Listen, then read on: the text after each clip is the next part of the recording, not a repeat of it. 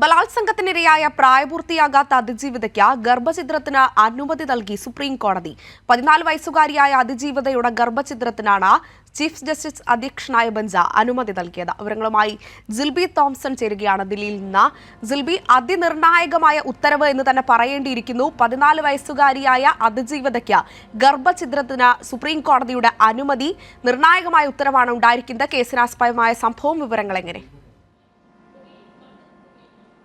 അഞ്ജന, മഹാരാഷ്ട്രയിലെ മുംബൈയിൽ താമസിക്കുന്ന ബലാത്സംഗത്തിന് ഇരയായ 14-കാരിയ്ക്കാണ് ഇപ്പോൾ ഗർഭഛിദ്രത്തിന് സുപ്രീം കോടതി അനുമതി നൽകിയിരിക്കുന്നത്. ചീഫ് ജസ്റ്റിസ് DY ചന്ദ്രയുടെ അധ്യക്ഷനായ ബെഞ്ചാണ് ഇത്തരത്തിൽ ഈ 14 വയസ്സുകാരിയായ അതിജീവിതയുടെ 28 ആഴ്ച പ്രായമുള്ള ഗർഭം അലസിപ്പിക്കാനായിട്ട് വൈദ്യസഹായത്തോടെ അലസിപ്പിക്കാനായിട്ടുള്ള അനുമതി ഇപ്പോൾ സുപ്രീം കോടതി നൽകിയിരിക്കുന്നത്.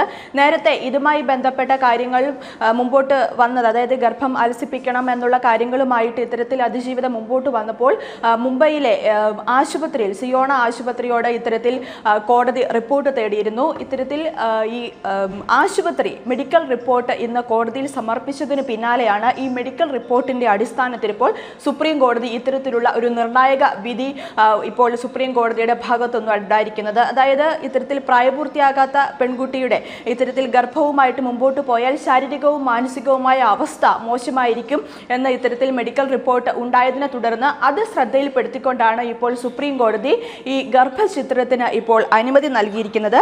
എന്നാൽ ഈ ഗർഭഛിദ്രത്തിന്റെ ചെലവ് പൂർണ്ണമായും മഹാരാഷ്ട്ര സർക്കാർ വഹിക്കണമെന്നും സുപ്രീം കോടതി ഇപ്പോൾ ഉത്തരവിട്ടിട്ടുണ്ട്. അഞ്ജന.